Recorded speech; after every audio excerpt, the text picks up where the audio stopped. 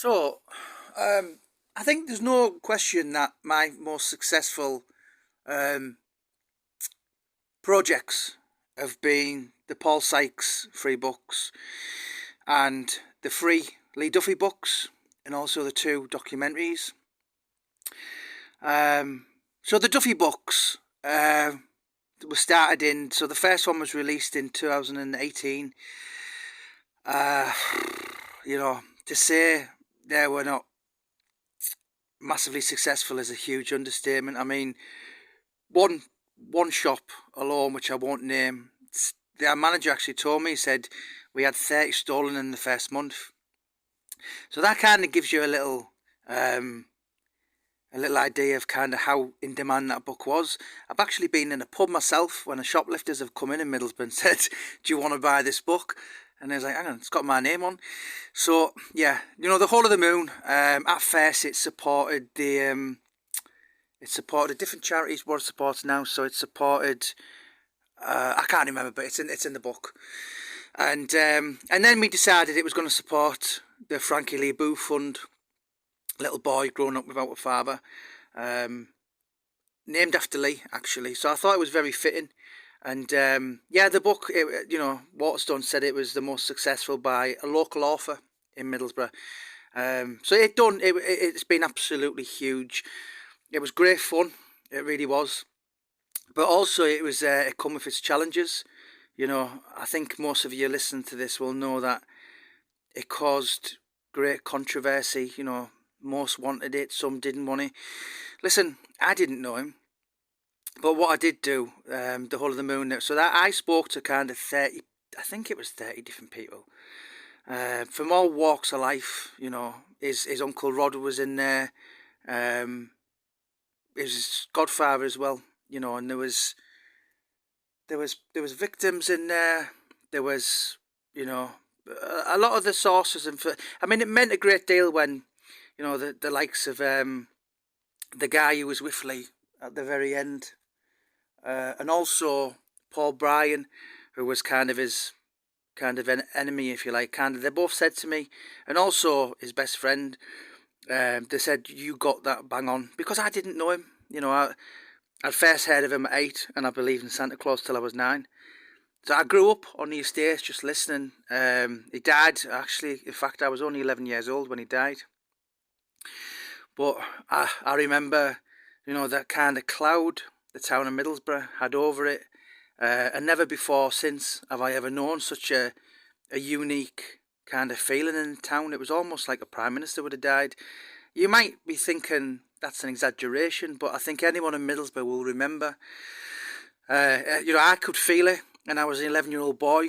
And as I said in the book, the only thing I was interested in was football and WWF. And, the only time I'd ever really heard of Duffy was when the older lads were taunting of him, or when I was reading about him in the Gazette, seeing his picture. So, it was, and it's still there. It's, 4.5 years on now. And it's selling very well and raising money for the Frankie Lee Booth Fund. The second book, The Blood Moon, Lee's friend said to me, said that was even better. I knew a bit more about him the second time, so that's why there's a few more chapters in there, actually in my own words. Obviously, there was more of an authority feel in that, and also in a more of a Tyneside feel. Obviously, the likes of Stephen Sayers were in, Manny Bergo, and then of course, you had Ray Morton and a very top up the ladder police officer who will remain anonymous. So, that kind of added to it. And of course, the last book was a very South Bank story. So that was done basically from the voices of South Bank. Obviously, Paul Venice Paul was actually even younger than me. I think although he met Lee, he was like 5 or 6 or something. His parents were very close to Lee, and the lovely Zenga and Paul Venice Senior. They're as salt of the earth, really South Bank good people, and so a lot of information kind of came from that. And obviously Paul was the leading man to kind of tell me. So them books are done now. I certainly will never ever go anywhere near the subjects again, unless, well, saying that, I don't think I ever would, no matter who asked me.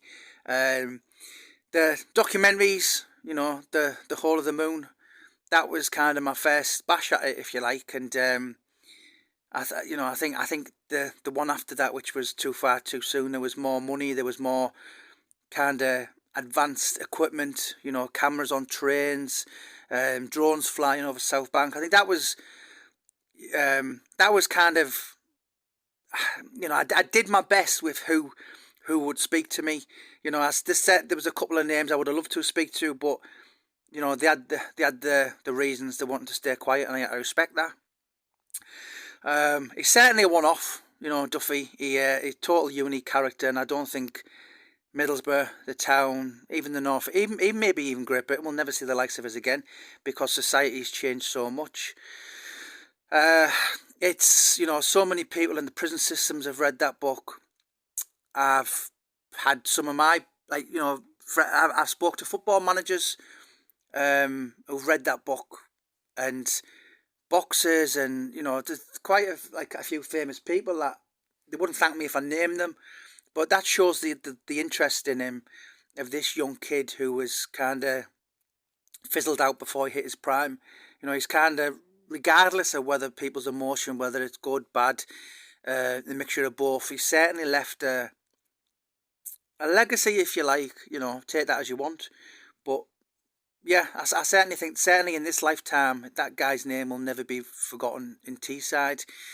Do I think it'll be the end of it? No, I think people will come along. There's people out there who've lived off his name, even though the friendship was, I've had milk in the fridge longer. People, his name clicks. People want to know, what was he about? Who was he? I from my personal opinion, is them 3 books and the 2 documentaries were done incredibly professional and in a respectful manner, because there was a lot of things I could have put in, I had on tape, and I thought, no, I'm not putting that in.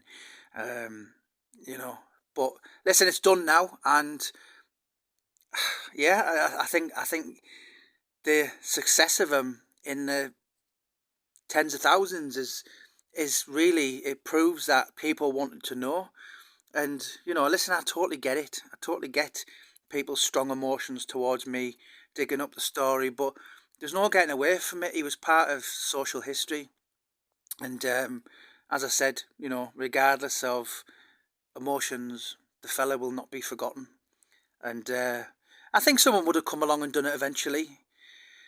Yeah, do you know what? As I said, I'm done. I'm totally done. There's, as I said, I always had a thing I would have loved to have done, his mate's book. But, as I said, I'm done now with the project, and there's not a true crime book I would ever want to go back into that pond. But you know what? Somehow I don't think the story's finished yet. I think someone will come along. I was talking to a television company last year, and they were making noises about doing some kind of documentary, like regarding Lee Duffy, Viv Graham, and all this. They'd actually